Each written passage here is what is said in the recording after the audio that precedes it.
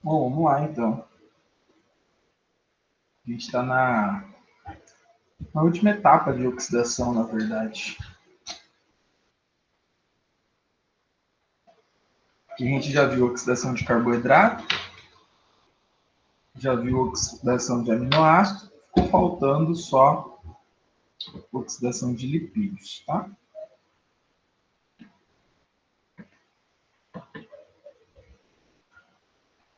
Eu sempre coloco esse slide aqui. Esse slide mostra, opa, esse slide mostra, no geral, como é que acontece essa etapa catabólica, né? O catabolismo das principais macromoléculas que nós temos. Seja carboidrato, proteína ou lipídios, tá? E como é que funciona? A gente tem o primeiro estágio, que é a produção de acetil-CoA. O segundo estágio, que é a oxidação dessa molécula de acetil-CoA no ciclo do ácido cítrico. E, por último, a gente tem a cadeia transportadora de elétrons e a fosforilação oxidativa. A gente já viu como que essa molécula de glicose, tá? Como é que essa molécula de glicose é transformada em piruvato na via glicolítica, tá? Já viu isso daqui. A gente viu como o piruvato é convertido em acetil-CoA, tá? Como é que o piruvato é convertido em acetil-CoA. E já vimos como que os aminoácidos são oxidados, também formando aí acetil-CoA ou algum intermediário que vai entrar no ciclo do ácido cítrico. Tá? Então a gente já viu essas etapas do metabolismo. O que ficou faltando foi a gente ver como é que funciona essa parte do metabolismo de lipídios aí, como é que funciona o processo de oxidação de ácidos graxos para a produção de acetil-CoA e como que é o processo de regulação, quando que eu sintetizo o ácido graxo, quando que eu degrado o ácido graxo. E é isso que a gente vai ver na nossa aula de hoje aí para finalizar, tá? Para finalizar essa etapa de oxidação. Na semana que vem, que a gente tem um recesso aí, tá? Um recesso acadêmico, eu vou gravar a aula para vocês, tá? Vou gravar, editar e disponibilizo. Para a gente finalizar, eu vou trazer uma etapa lá de oxidação de pentoses, que é uma via mais envolvendo biossíntese de moléculas, tá?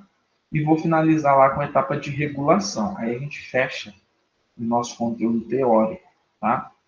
Na verdade, de acordo com a nossa carga horária, eu até acabei dando uma ênfase bem maior aí na teoria, né, detalhando bem mais alguns processos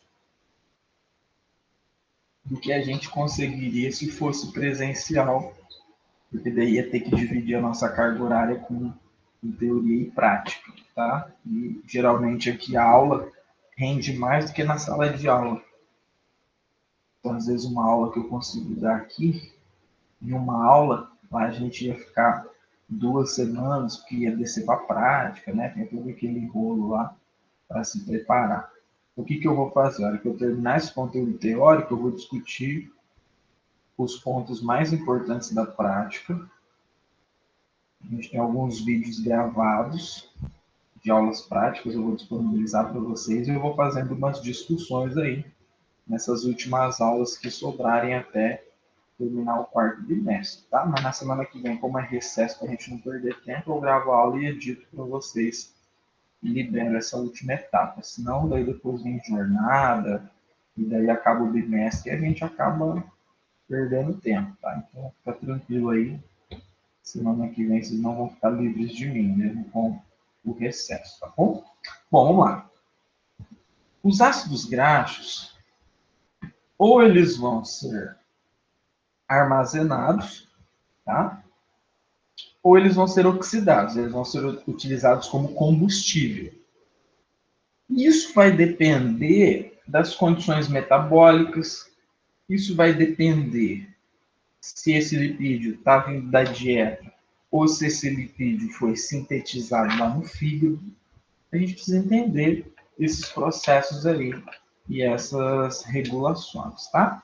Quando a gente está falando em lipídio da dieta, você sabe que aquelas gorduras elas têm que ser quebradas, né? Elas têm que ser hidrolizadas lá no intestino, que elas são muito grandes para serem absorvidas. Você quebra, liberando os ácidos graxos lídeos, que vão ser absorvidos, vão ser reesterificados em triglicerídeos, adicionados no quilomicron, que é aquela molécula que vai transportar essas gorduras.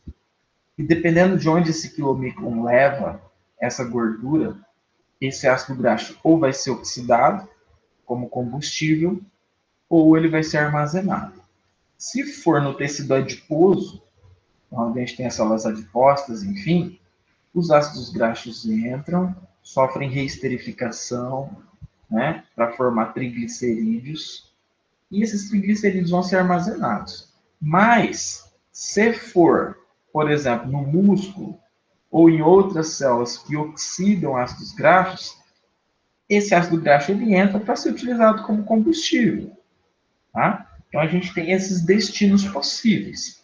E aquele quilomicron que ficou ali, né, que a gente chama de quilomicron remanescente, tem um restinho ali de triglicerídeo, tem lipoproteínas na superfície, tem fosfolipídios na superfície, tem colesterol no interior e tem vitaminas lipossolúveis que vão ser levadas até o fígado, e lá no fígado vai acontecer um processo de endocitose, e esses compostos eles vão ser hidrolizados e transformados nos seus constituintes.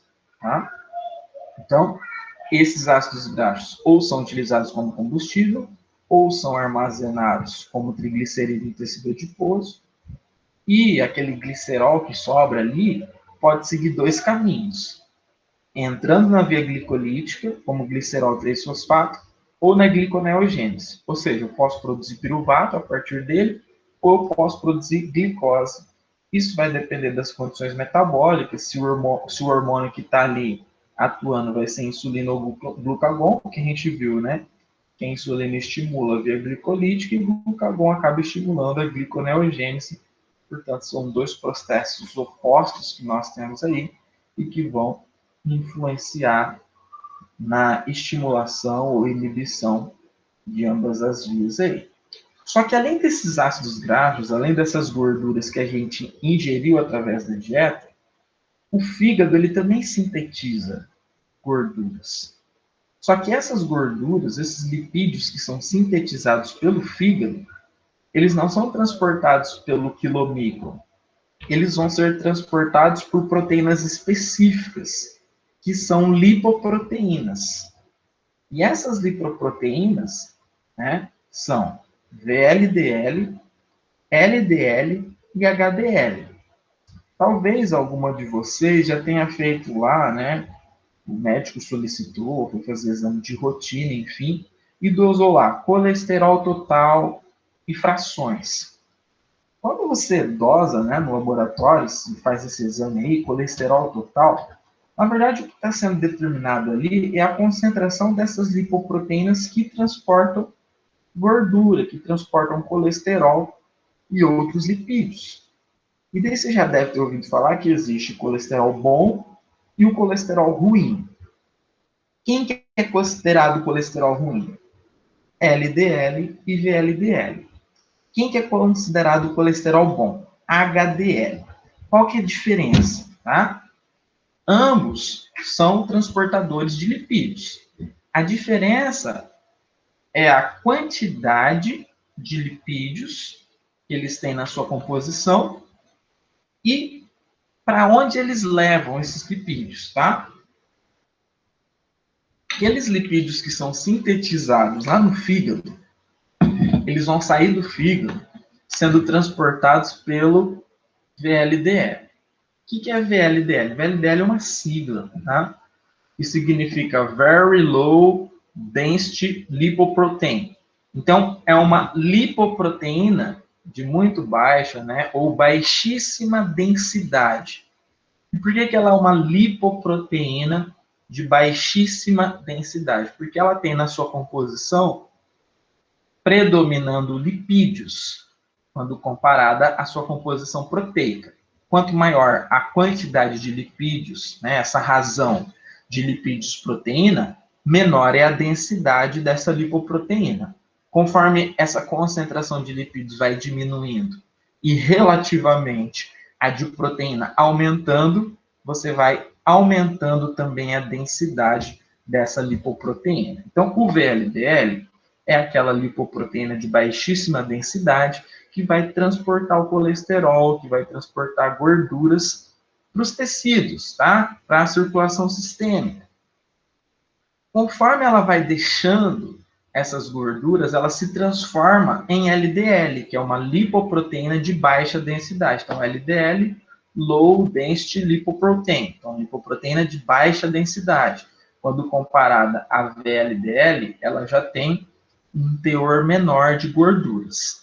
E por último, a gente tem a HDL. HDL, o H é de High, então é High Density Lipoprotein, lipoproteína de alta densidade, porque aqui eu vou ter uma composição de proteína maior do que de lipídios, portanto mais densa. Esse daqui é o considerado, né, o colesterol bom, porque ele na verdade faz o processo inverso. Enquanto VLDL, e LDL levam, né, lipídios para os tecidos sistemicamente, o HDL ele faz o inverso, ele faz o transporte reverso de colesterol, que a gente chama. Ele pega aqueles lipídios que estão no tecido extrahepático, né, que estão lá na periferia, e levam esses lipídios de volta para o fígado, para esses lipídios eles não ficarem livres ali. Então, ele funciona ali, vamos dizer assim, né, como um agente de limpeza que vai levando de volta esses lipídios para o fígado, e esses lipídios ficando disponíveis em alta concentração na periferia, eles podem, dependendo das circunstâncias, sofrer deposição na parede dos vasos sanguíneos e formar aquelas placas de gordura que acabam obstruindo a circulação sanguínea. Então, LDL e VLDL são fatores de risco para doenças cardiovasculares. Quanto maior a concentração deles, pior. Já HDL é um fator de proteção, portanto, quanto maior a concentração de HDL no sangue, melhor, tá bom? Então, só para vocês entenderem que os lipídios, por serem insolúveis, eles precisam de transportadores. Sejam transportadores que estão saindo lá no fígado para levar os lipídios da dieta, no caso os quilomicros, ou transportadores que fazem esse transporte de lipídios que foram sintetizados no fígado, levando eles para os tecidos extrahepáticos ou trazendo de volta aí para o fígado, tá? Então é assim que acontece esse transporte, esse caminho que nós temos das gorduras, tá bom? Aí eu pergunto para vocês, a gente sintetiza e degrada ácidos graxos, tá? Só que, logicamente, a gente não vai fazer isso simultaneamente. É desnecessário. Você vai sintetizar ácido graxo e, ao mesmo tempo, degradar? Não. Ou você sintetiza, ou você degrada, tá? E me ajuda aí, então. Responde para mim aí no chat, tá? Pode chutar, não tem problema. A síntese, tá, de ácidos graxos, ela acontece no estado alimentado ou no jejum? O que vocês acham? Me ajuda aí. Síntese de ácidos graxos acontece no estado alimentado ou no jejum? Me ajuda. Vocês estão vivos? Fabiana, Isabela e Natália? Vocês só entraram na chamada e me deixaram aqui. Pode falar não sei também, tá? Se não quiser chutar. Só para eu saber quando estou falando para as paredes.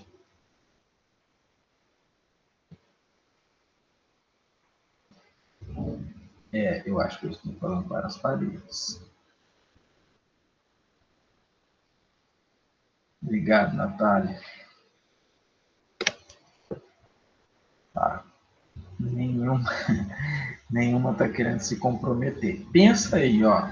Você acha que a gente vai sintetizar gordura no estado de jejum? Tá? Ou depois você acabou de comer, no estado alimentado. Pensa aí. É o inverso do que acontece com a oxidação, tá? Com a degradação. Então, se eu sintetizo no estado alimentado, no jejum eu degrado.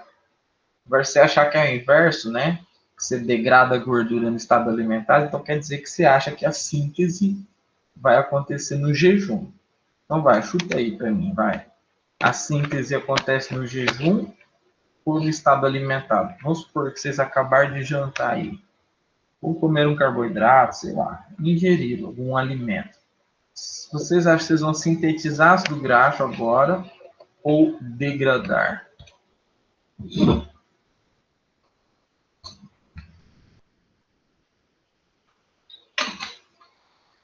Hã? Isabela está falando que acha que no estado alimentado.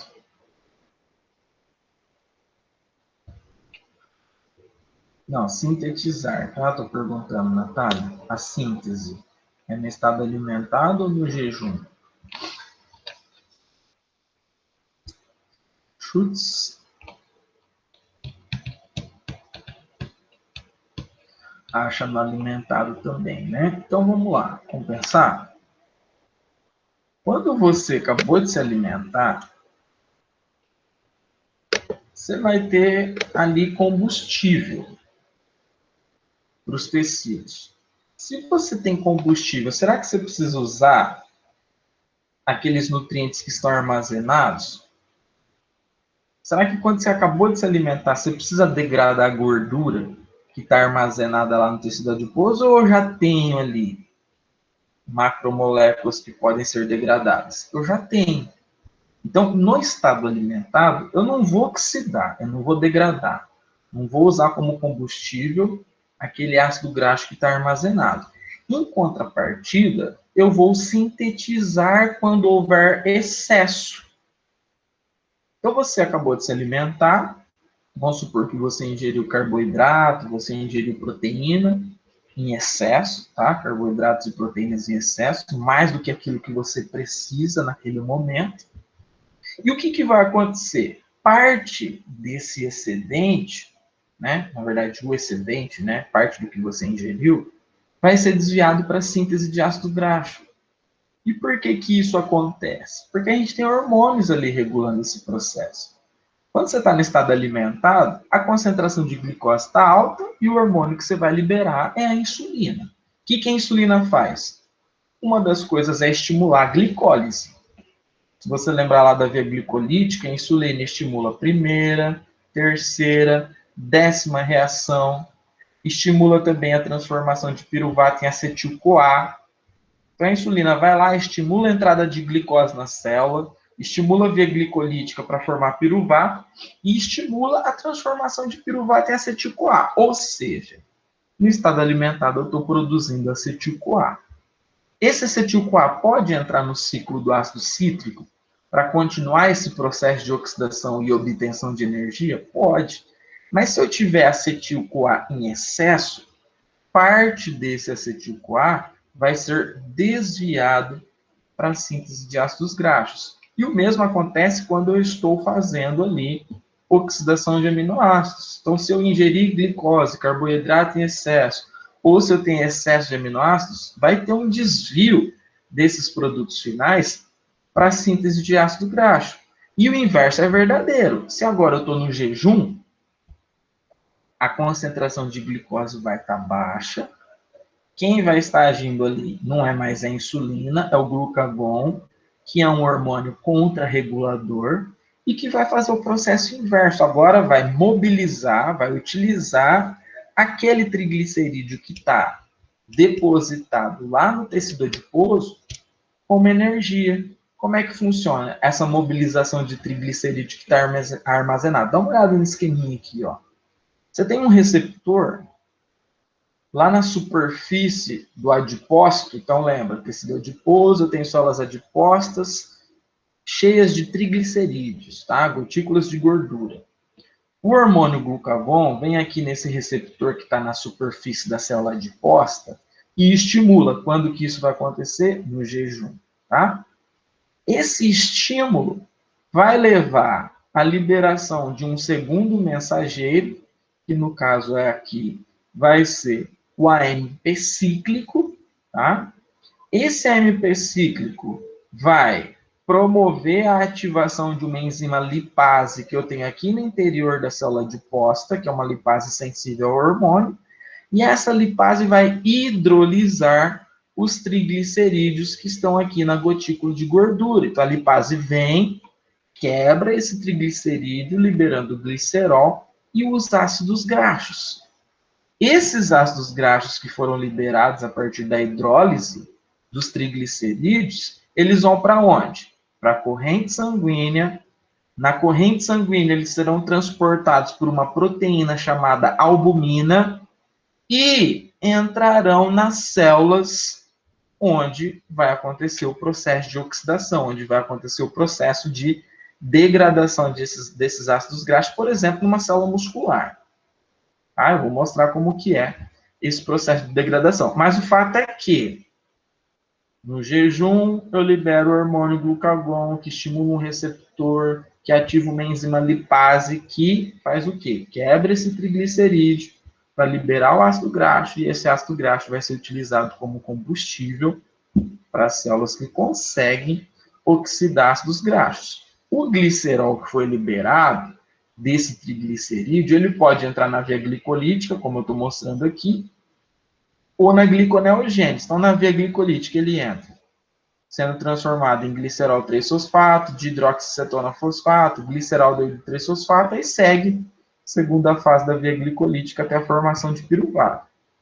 Na gliconeogênese, entra também e sofre a produção ali de glicose, tá? Mas vamos ver o que acontece com o ácido graxo que chegou lá na célula. Vamos voltar aqui, ó.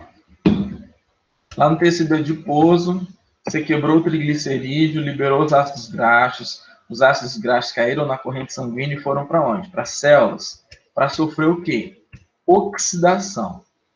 Essa oxidação de ácido graxo, ela não vai acontecer no citosol, tá? Então, ele entrou no citosol, o ácido graxo, só que a oxidação, que a gente chama de beta-oxidação, vai acontecer aonde? Dentro da mitocôndria, lá na matriz mitocondrial. Então, esse ácido graxo ele tem que ser transportado para dentro da mitocôndria. Só que ele não consegue entrar sozinho, tá? Os ácidos graxos de cadeia média ou longa, eles vão precisar entrar junto com uma molécula chamada carnitina. Então, o que vai acontecer? O ácido graxo ele se liga à carnitina, existe um transportador lá na mitocôndria, tá? Que vai transportar e mandar para dentro da matriz esse ácido graxo que está ligado à carnitina. Lá dentro da matriz, o ácido graxo vai ser liberado e a carnitina ela pode voltar para se ligar a um novo ácido graxo, para que esse novo ácido graxo entre aqui na matriz mitocondrial para sofrer oxidação. Então, o ácido graxo ele não entra sozinho, ele é dependente de um transportador, que é essa carnitina aciltransferase.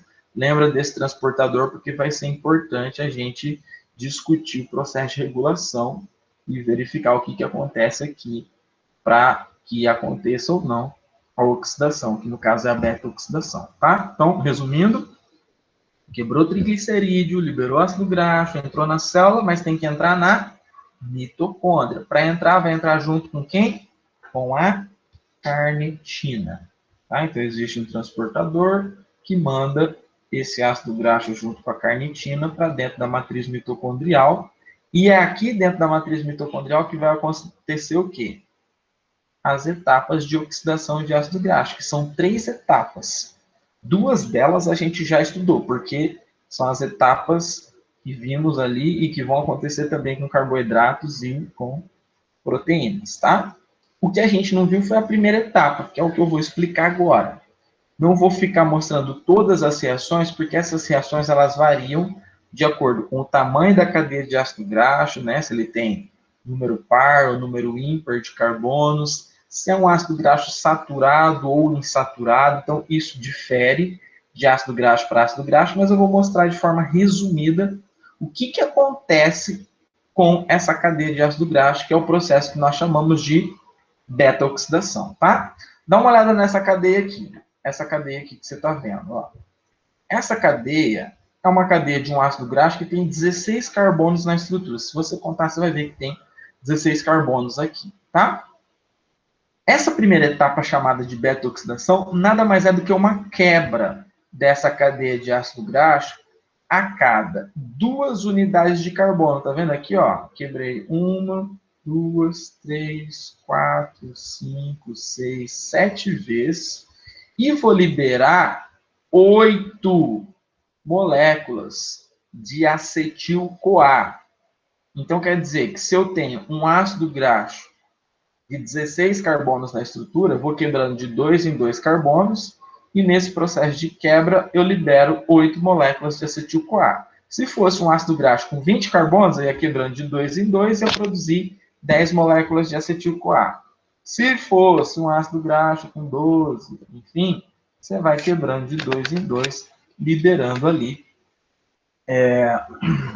liberando as cadeias de acetil-CoA. Então, cada 2 unidades de carbono que nós temos, ok? Cada 2 unidades de carbono que nós temos ali na estrutura, a gente vai liberando acetil-CoA. Esses resíduos de acetil saem na forma de acetil-CoA.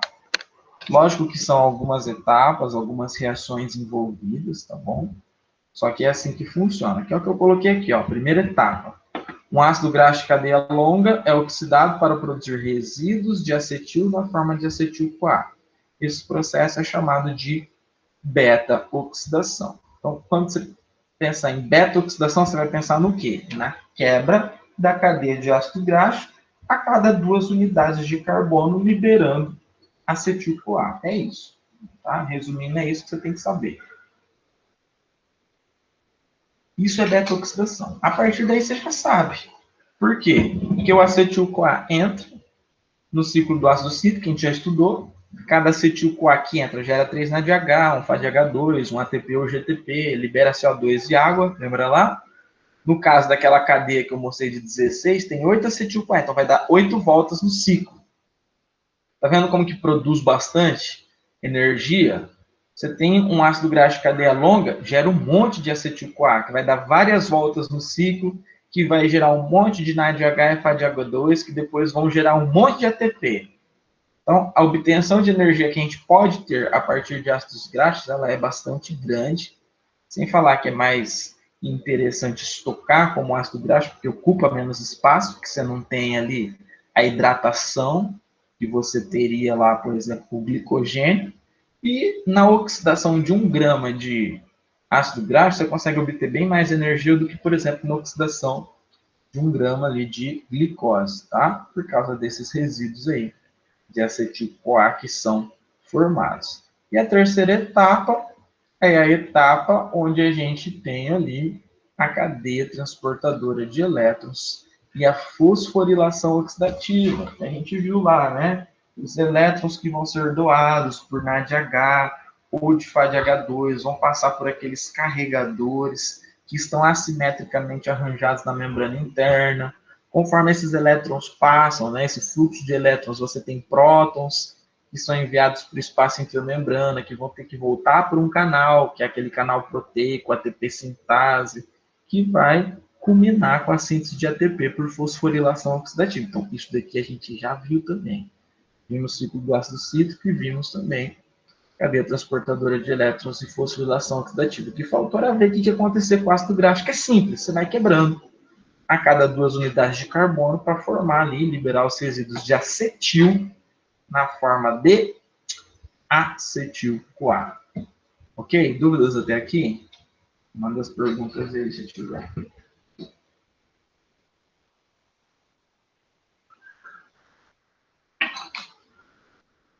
Bom, vamos lá. Agora a gente precisa entender melhor como é que é essa regulação da síntese e da oxidação, tá? Então, eu já falei que a síntese vai acontecer no estado alimentado e a oxidação vai acontecer no jejum. Mas por que que acontece, né? A gente já viu o princípio por trás. Ingeriu demais carboidrato, proteína, o excedente é desviado para a síntese de ácido graxo. Está em jejum, não tem carboidrato disponível ou em concentração pequena, preciso oxidar combustível de outra fonte. Qual é essa outra fonte? Ácido graxo e oxidação de aminoácidos também, tá? Que vão ser aí utilizados. Mas no caso aqui a gente está pensando em ácido graxo. O que faz com que haja essa regulação? Tá? Hormônios envolvidos no processo e intermediários das vias metabólicas que vão funcionar aí, por exemplo, como inibidores de proteínas, tá? Então vamos entender esse esqueminha aqui. Eu sei que tem 300 nomes aqui, mas vocês vão entender. Presta atenção, fica comigo aqui nas etapas que vai dar tudo certo, tá bom? Vamos começar aqui em cima no canto superior esquerdo. Quando você tem carboidratos da dieta, você está no estado alimentado, tá? O que vai acontecer com a glicose no sangue? Ah, professor, vai estar alta a concentração de glicose. Glicose alta no sangue estimula o quê? Liberação de qual hormônio? Insulina. Então, estado alimentado, carboidrato veio da dieta, glicose no sangue está alta, insulina está alta. Beleza.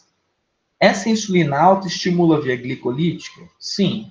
Por quê? Porque vai estimular a entrada de glicose na célula, viu os transportadores lá, né, os GLUTs, que a gente viu na aula de glicólise, vai estimular as 3 reações da via glicolítica, primeira catalisada pela hexoquinase, terceira pela fosfofrutoquinase 1 e 10ª pela piruvatoquinase, você vai formar piruvato, e vai estimular o complexo da piruvato desidrogenase, que converte piruvato em acetil-CoA, ou seja, vou produzir, tá aqui, ó, acetil-CoA, ok? Então, esse acetil-CoA que foi produzido aqui, ele está vindo da onde? Lá dos carboidratos ingeridos da dieta. Só que todo acetil-CoA, será que vai entrar no ciclo do ácido cítrico para ser oxidado ou ele pode seguir outro caminho? Pode seguir outro caminho. Que caminho que é esse? Síntese de ácido graxo. Professor, como é que faz para sintetizar ácido graxo a partir de acetil-CoA? Existe uma enzima, que é essa ACC aqui, que é uma sigla, né, tá?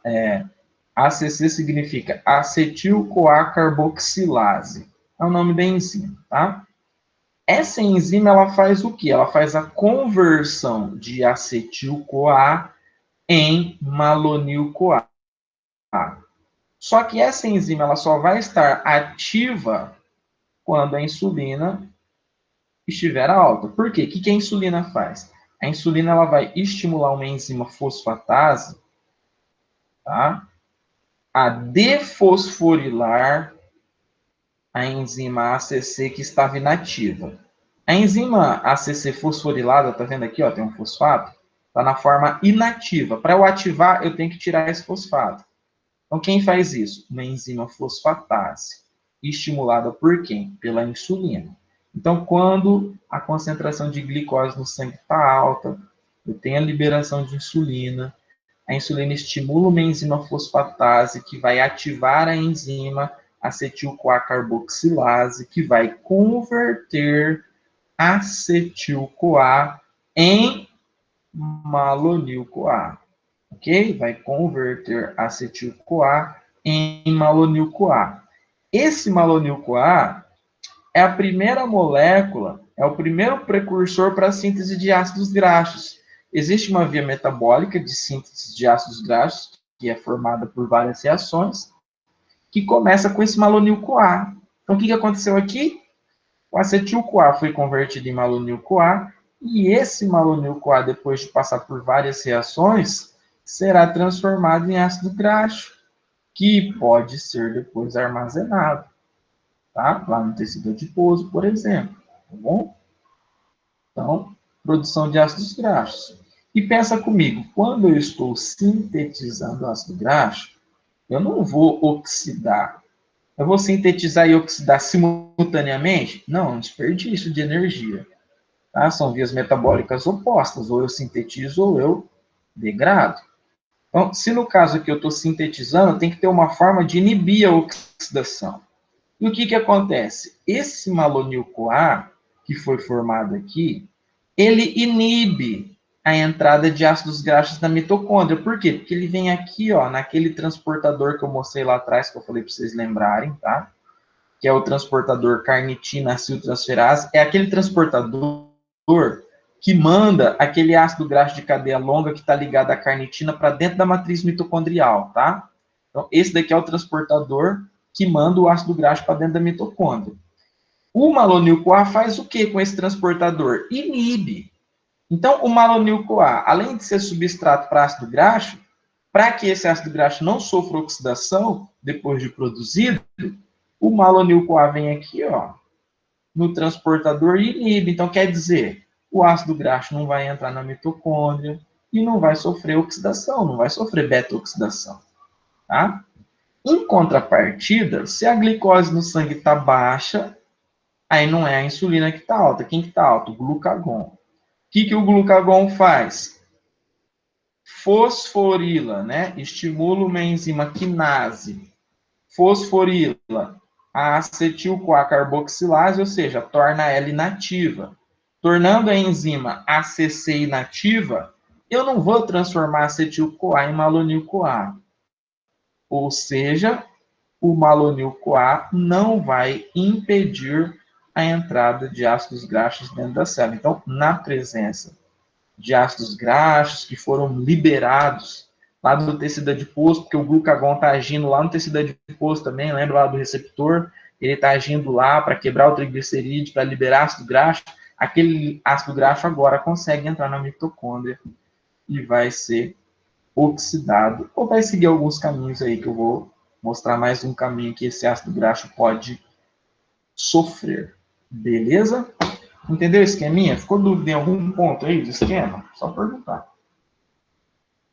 Esse é o processo de regulação, tá? De síntese e oxidação.